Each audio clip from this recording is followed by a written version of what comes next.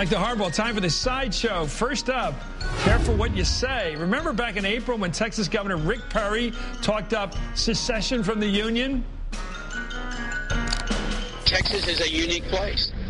When we came in the Union in 1845, one of the issues was that we would be able to leave if we decided to do that.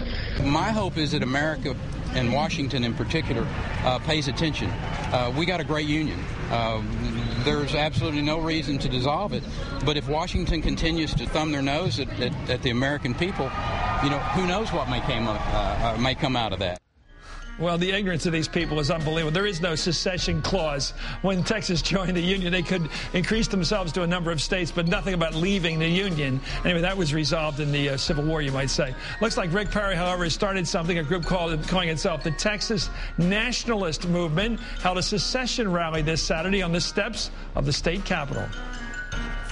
Some folks say, well, is secession legal? Well, you go ask George Washington what he thought about legal secession. He could care less. He did it anyway. You go ask Sam Houston what he thought about secession. He did it anyway. Even though it may have been illegal, he did it anyway. Governor Perry, I, and the rest of the people of Texas, if you abrogate this leadership, we will pick up this banner and we will march it forward.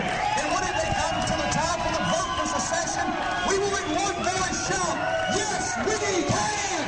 Thank you!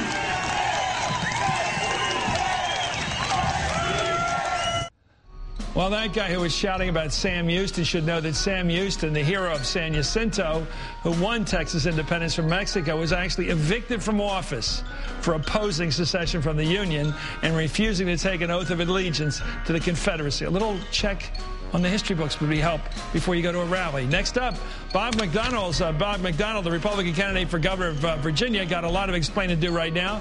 He's being forced to answer for something he wrote in a master's thesis back when he was in grad school. He wrote back in '89. Therein, he takes a shot at working women. He calls them detrimental to the American family. McDonnell said this weekend that his take on issues over the years has changed, in particular, what he wrote about women in the workplace. He said that was an academic exercise, and it doesn't reflect his current views. It better not.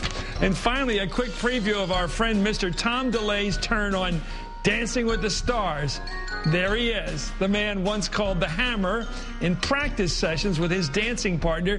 You can see Mr. Twinkle Toes out there in those new pumps of his he showed on the show the other night. Anyway, I guess F. Scott Fitzgerald was dead wrong.